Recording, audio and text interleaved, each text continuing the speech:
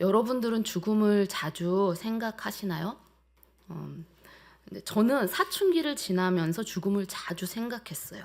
기질적으로도 이제 우울한 그런 기질이었고, 이제 성인이 되어 9가지 유형으로 설명하는 성격 이론인 애니어그램을 공부하면서 이제 저의 본호를 찾고 보니 저는 감정 기복이 이제 심하고 우울감과 이제 허무감을 쉽게 느껴 이제 죽음을 친근하게 생각하는 사람이라는 것을 이제 알게 되었습니다. 이제 저희 아빠는 4년 전 22년 이제 7월 13일 날 갑자기 이제 그날 쓰러지셨고 그날 돌아가셨어요. 저는 아빠가 돌아가시기 전부터 이제 아빠에게 죽음에 대해서 자주 이야기를 했습니다. 우리 가족 중에 아빠가 제일 나이가 많으니 아빠가 제일 먼저 돌아가실 확률이 높다. 그러니 죽음을 생각하면서 신앙생활을 하셔야 됩니다라고 이제 자주 이야기를 했어요. 엄마에게도 이제 죽음을 준비해야 한다고 자주 말하고 있습니다. 그래서 이제 얼마 전 엄마는 보건소에 가셔서 생명 연장 거부를 신청하셨고 이제 장기 기증을 하셨어요. 이제 저희 엄마가 이렇게 나이가 많은 사람도 장기 기증 받아줘요? 라고 물으니 일단 하세요. 그랬다고 하더라고요. 근데 전도서는 우리가 향해 가는 마지막 죽음을 먼저 생각해 보라고 합니다. 죽음을 기억할 때 비로소 이제 오늘을 제대로 볼 수 있기 때문이죠. 지금 붙잡고 있는 것이 정말 붙잡을 만한 것인지, 또 지금 그렇게 애쓰고 있는 것이 영원한 가치가 있는 것인지, 마지막을 생각할 때 비로소 이제 분명해집니다. 그리고 분별하게 되죠. 데이비드 깁슨이 이제 인생 전도서를 읽다 해서 이렇게 말했어요. 죽음은 인생 여정의 의미를 밝혀주는 목적지이다. 목적지를 아는 사람은 길을 잃지 않습니다. 서울에서 부산으로 가는 사람은 목적지를 알기 때문에 어느 길로 가야 하는지, 또 어디에서 방향을 바꿔야 하는지 이제 우리가 판단할 수 있죠. 만약 목적지를 모른다면 아무리 열심히 달려도 엉뚱한 곳에 이제 도착할 수가 있죠. 인생도 마찬가지입니다. 죽음이라는 마지막 목적지를 기억할 때 오늘의 선택이 달라집니다.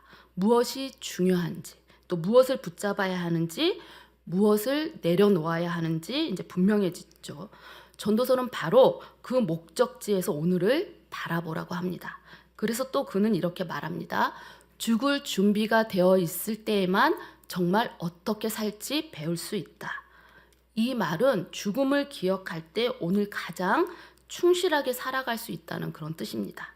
그렇다면 마지막을 기억하며 세상을 바라보면 이제 무엇이 보일까요? 오늘 본문에서 전도자는 하나님을 떠난 해 아래의 세상을 관찰하며 4가지를 봅니다. 눈물과 시기와 이제 외로움, 그리고 사람의 인정의 덧없음을 봅니다. 전도서는 우리를 절망하게 하려는 책이 아닙니다. 오히려 하나님 없는 세상이 어떤 모습인지를 정확하게 보여줌으로써 우리의 시선을 이제 해 아래에서 해 위로 들어 올리려는 책입니다. 전도자가 처음 본 것은 이제 눈물이었습니다. 내가 다시 해 아래에서 행하는 모든 학대를 살펴보았도다. 전도자는 살펴보았습니다. 살펴보았도다로 번역된 이 히브리어 원형 동사는 보다라는 뜻인데 단순히 보는 것이 아니라 자세히 관찰하는 것을 의미합니다. 전도자는 세상을 관찰했습니다. 그가 관찰한 세상에는 학대를 당해 눈물 흘리는 자들이 있었어요. 학대를 받고 억울하게 눈물을 흘리는 사람들입니다. 힘 있는 사람이 힘 없는 사람을 누르고 권력을 가진 사람이 약한 사람을 이용했습니다. 원래 하나님께서 권력을 주신 이유는 사람을 살리기 위해서입니다. 부모에게 권위를 주신 것도 이제 자녀를 보호하기 위해서고, 왕에게 권세를 맡기신 것도 백성을 정의롭게 다스리기 위해서죠. 그런데 죄는 이 하나님의 선물을 뒤집어 놓았어요. 권력은 섬김이 아니라 지배가 되었고, 힘은 보호가 아니라 이제 폭력이 되었죠. 그래서 세상에는 언제나 억울한 눈물이 있습니다. 그런데 전도자가 정말 마음 아파한 것은 또 따로 있어요. 1절에서 2번이나 반복하는 이제 말입니다. 그들에게는 위로자가 없도다. 그들에게는 위로자가 없도다. 이것이 전도자의 탄식을 더 깊게 만듭니다. 울고 있는 사람은 있는데 그 곁에 함께 있어줄 사람이 없습니다. 억울한 사람은 있는데 그의 손을 붙잡아줄 사람이 없습니다. 세상은 강한 자의 이제 목소리에는 귀를 기울이지만 또 눈물 흘리는 사람의 목소리에는 쉽게 귀를 기울이지 않죠. 설령 함께 울어주고 곁을 지켜주는 사람이 있다 손치더라도 사람은 사람의 가장 깊은 상처를 온전히 치유해 줄 수는 없습니다. 해 아래에서는 참된 위로자를 찾을 수 없습니다. 죄를 해결해 줄 수도 없고 죽음을 이길 수도 없습니다. 그래서 전도자는 말합니다. 죽은 사람이 산 사람보다 낫고 차라리 아직 태어나지 않은 사람이 더 낫다고 말합니다. 이 말씀은 삶을 포기하라는 말이 아니에요. 그만큼 죄로 가득한 이 세상이 이 세상의 현실이 슬프고 아주 절망적이라는 거죠. 전도자가 두 번째로 본 것은 시기입니다. 전도자는 눈물을 본 후 사람들의 마음을 이제 들여다봅니다. 4절입니다. 내가 또 본즉 사람이 모든 수고와 모든 재주로 말미암아 이웃에게 시기를 받으니 이것도 헛되어 바람을 잡는 것이로다. 이 말씀의 히브리어 원문을 이제 히브리어 본문을 의역하면 나는 깨달았습니다. 모든 수고와 일의 성공이 서로에 대한 시기에서 발생하기 때문입니다. 이것도 헛된 것입니다가 됩니다. 다시 말해 사람은 자신의 수고와 땀과 재주로 돈을 벌고 성공하고자 하는데 그 이면에는 시기와 질투와 경쟁이 난무하기 때문에 이것도 헛되다는 것입니다. 전도자가 이 일 자체를 문제 삼는 것은 아니에요. 일하는 이유를 문제 삼습니다. 무엇이 우리를 그렇게 수고하게 하는지, 무엇이 우리를 끊임없이 돈과 성공을 향해 달리게 하는지. 전도자가 내놓은 답은 이웃입니다. 정확히 말하면 이웃과의 시기와 경쟁입니다. 저 사람보다 조금 더 잘 살고 싶고, 저 사람보다 조금 더 인정받고 싶고, 저 사람보다 조금 더 앞서고 싶습니다. 처음에는 감사한 마음으로 시작했던 일이 어느새 경쟁이 됩니다. 그리고 경쟁은 비교를 낳고 비교는 또 시기를 낳습니다. 제가 얼마 전 라디오에서 이제 들은 말인데요. 정신과 의사 선생님 말씀이 친구가 주식을 사서 2억을 벌면 정신적으로 이제 전치 2주의 상처를 입는다는 그런 말씀을 하셨어요. 우리 모두가 공감하죠. 기쁨을 나누면 질투가 되고 슬픔을 나누면 이제 약점이 되는 세상 속에서 시기는 결국 사람과 사람 사이를 이제 갈라놓게 됩니다. 그렇다면 시기하고 경쟁하지 않기 위해 아무것도 하지 않는 것이 답일까요? 전도자는 또 다른 극단을 보여줍니다. 우매자는 팔짱을 끼고 있으면서 자기의 몸만 축내는도다. 팔짱을 끼고 있다는 것은 아무 일도 하지 않는다는 뜻이에요. 경쟁이 싫다고 일을 내려놓은 사람입니다. 수고하기를 포기하고 성실하기를 포기하고 이제 맡겨진 삶까지 포기하는 것이죠. 전도자는 그것 역시 어리석다고 말합니다. 게으름은 우리에게 자유를 주지 않아요. 우리를 자유롭게 하지 않습니다. 오히려 우리의 삶을 조금씩 무너뜨리죠. 그래서 전도자는 경쟁과 게으름이라는 이 두 극단을 모두 거절합니다. 그리고 6절에서 말합니다. 두 손에 가득하고 수고하며 바람을 잡는 것보다 한 손에만 가득하고 평안함이 더 나으니라. 우리는 두 손 가득 차기를 원합니다. 더 많이 가지고 싶고, 더 많이 이루고 싶고, 더 많이 이제 인정받고 싶죠. 그런데 전도자는 두 손에 가득한 것보다 한 손에 가득하고 평온함이 더 낫다고 합니다. 왜일까요? 평온은 많이 가진 사람에게 주어지는 그런 상이 아니고 하나님을 신뢰하는 사람에게 주어지는 선물이기 때문입니다. 그래서 전도자는 우리에게 일을 줄이라고 말하지 않고 이제 욕심을 내려놓으라고 말합니다. 성실하게 살지 말라고 말하지 않고 비교하며 살지 말라고 합니다.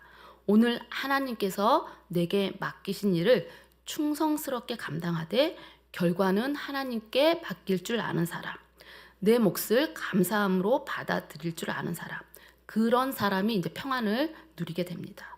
성경은 이것을 자족이라고 부릅니다. 자족은 아무것도 바라지 않는 그런 체념이 아니에요.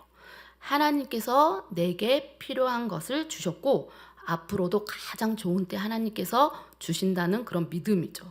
이 믿음이 있는 사람은 다른 사람의 성공을 시기하지 않습니다. 하나님께 순종하며 이제 자신의 속도로 걸어가죠. 그런데 사실 이 자족이 정말 어려운 것 같아요. 이 자족하는 삶이 정말 어렵습니다. 세상은 끊임없이 말해요. 조금만 더 가지면 행복하다. 또 이것만 있으면 행복하다. 그러나 하나님은 우리에게 말씀하십니다. 내가 오늘 너에게 준 것으로 만족하며 감사할 수 있겠니? 이제 이 질문과 싸우며 답할 때 우리는 비로소 해 아래 경쟁에서 벗어나 이제 하나님이 주시는 그 평안을 누리기 시작합니다. 전도자가 세 번째로 본 것은 외로움이었습니다. 전도자는 이번에는 한 사람을 봅니다. 그는 혼자예요. 아들도 없고 형제도 없고 함께 기뻐할 사람도 없고 함께 슬퍼할 사람도 없습니다. 그런데 그는 쉬지 않고 일합니다. 수고하여 성공하고 부를 이루지만 여전히 부족하다고 생각하며 쉬지 않고 일합니다. 더 많이 모으고 더 많이 쌓고 더 많이 가지기 위해 이제 살아갑니다. 겉으로 보기에는 성공한 사람이에요. 하지만 전도자는 그 사람의 마음속에 한 가지 질문을 이제 듣습니다. 8절인데요. 내가 누구를 위하여는 이같이 수고하고 나를 위하여는 행복을 누리지 못하게 하는가. 이제 평생 달려왔습니다. 그런데 어느 날 문득 걸음을 멈추고 이제 돌아보니 함께 웃을 사람도 없고 함께 슬퍼할 사람도 없고 함께 나눌 사람이 없습니다. 그때 이제 깨닫습니다. 나는 도대체 누구를 위해서 이렇게 살아온 것일까? 전도자는 말합니다. 이것도 헛되고 불행한 수고라고. 왜냐하면 하나님은 처음부터 사람을 그렇게 창조하지 않으셨기 때문입니다. 창세기를 보면 하나님께서 처음으로 좋지 않다고 말씀하신 것이 있어요. 창세기 2장 18절인데요. 여호와 하나님이 이르시되 사람이 혼자 사는 것이 좋지 아니하니. 하나님은 사람을 혼자 살도록 만들지 않으셨습니다. 함께 살아가도록 이제 지으셨죠. 그래서 전도자는 다른 장면을 보여줍니다. 두 사람이 함께 길을 갑니다. 한 사람이 넘어지면 다른 사람이 손을 내밀어 일으켜줍니다. 두 사람이 함께 누워 서로를 따뜻하게 합니다. 또 위험이 닥치면 함께 맞섭니다. 그리고 마지막에 이렇게 말합니다. 세 겹줄은 쉽게 끊어지지 아니하느니라. 이 말씀은 단순히 이제 숫자 셋의 힘을 말하는 것이 아닙니다. 관계의 힘을 말하는 거죠. 혼자서는 쉽게 무너질 수 있지만 함께하면 다시 일어설 수 있습니다. 단지 힘이 세서가 아니에요. 하나님께서 우리를 그렇게 창조하셨기 때문이죠. 생각해보면 우리의 믿음도 그렇습니다. 혼자 신앙생활을 하면 쉽게 지치고 또 혼자 기도하다 보면 낙심할 때가 있고 또 혼자 고난을 견디다 보면 믿음이 흔들리기도 합니다. 그래서 하나님은 우리에게 교회 공동체를 주셨습니다. 교회 공동체는 단지 같은 시간에 같은 장소에서 모여 예배만 드리는 사람들이 아닙니다. 넘어진 사람을 일으켜주는 공동체, 또 우는 사람과 함께 우는 공동체고, 기뻐하는 사람과 함께 기뻐하는 공동체고, 또 서로의 짐을 함께 나눠지는 공동체죠. 그래서 교회 공동체는 이제 세상과 다릅니다. 제가 얼마 전에 리사 비머의 나는 소망을 믿는다라는 책을 소개받았습니다. 리사 비머의 남편인 토드 비머는 2001년 9월 11일 출장에서 이제 돌아오기 위해 유나이티드 항공 93편에 이제 탑승했습니다. 그러나 이 비행기는 테러범들에게 납치되었고 승객들은 기내 전화와 이제 에어폰을 통해 이미 뉴욕 세계무역센터와 펜타곤이 공격을 받았다는 사실을 알게 되었고 자신들의 비행기도 같은 목적으로 사용될 것을 이제 알게 됩니다. 토드 비머는 전화 교환원과 약 15분 동안 통화를 하고 그의 아내에게 사랑한다고 전해달라고 부탁했고 이제 시편 23편과 주기도문으로 기도한 뒤 마지막으로 렛츠 롤이라고 말하며 다른 승객들과 함께 이제 행동에 나섰습니다. 그는 승객들과 함께 조종실로 돌진해 납치범들과 이제 몸싸움을 벌였고요. 결국 비행기는 워싱턴 DC의 이제 목표물, 백악관과 국회의사당이 목표물이었다고 해요. 그 목표물에 도달하지 못하고 펜실베니아주의 이제 생크스빌 인근에 추락했습니다. 탑승자 44명은 전원 사망했지만 승객들이 그렇게 이제 저항했기 때문에 그 저항으로 인해 큰 피해를 막았다고 합니다. 이 일을 겪은 리사 비머는 나는 소망을 믿는다라는 책에서 남편을 잃은 아내, 아버지를 잃은 아이들, 아직 태어나지도 않았지만 아버지의 부재를 안고 살아가야 할 생명이 있는 이 한 가정이 마주한 현실 앞에서 교회는 무엇인가를 말하고 있습니다. 리사 비먼은 실제적인 도움을 제공하며 고난을 먼저 설명하기보다 때로는 함께 울고 때로는 침묵으로 함께 있어준 교회.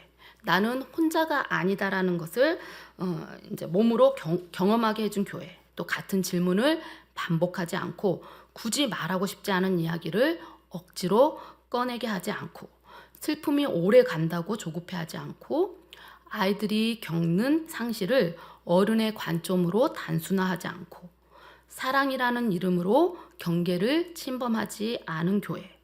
아픔이 있을 때 숨기지 않아도 되고 도움을 요청하는 것이 부끄럽지 않고 연약함을 드러내도 버려지지 않는 교회 그 안에서 은혜를 경험하며 이제 고난을 이겨나갈 수 있었다고 고백합니다. 그런데 교회 공동체는 완벽한 사람들이 모인 곳은 아니죠. 내가 연약한 죄인임을 아는 자들이 함께 은혜를 받고 은혜를 나누는 곳입니다. 그래서 교회 공동체에는 공동체 안에 때로는 실망이 있죠. 갈등도 있고 부족함도 있습니다. 그럼에도 불구하고 하나님께서 우리를 이렇게 공동체로 부르신 이유는 혼자서는 믿음을 끝까지 지켜낼 수 없기 때문이죠. 이제 전도자가 마지막으로 본 것은 사람들의 인정의 덧없음이었습니다. 본문의 마지막에는 한 젊은이 이야기가 나와요. 가난하지만 지혜로운 사람입니다. 또 한때 감옥에 갇혀 있었지만 마침내 왕이 됩니다. 사람들은 그를 환영하고 또 그에게 희망을 걸고 그를 칭찬하며 그를 따릅니다. 그런데 시간이 흐르고 이제 세대가 바뀌어요. 사람들의 마음도 바뀝니다. 전도자는 이렇게 말합니다. 후에 오는 자들은 그를 기뻐하지 아니하리니. 한때 모두가 그를 바라보았어요. 그가 세상을 바꿀 것처럼 이제 기대했죠. 그런데 시간이 지나자 사람들도 또 다른 사람을 찾습니다. 사람들은 또 다른 사람을 찾습니다. 새로운 왕을 찾고 새로운 지도자를 찾고 새로운 영웅을 찾습니다.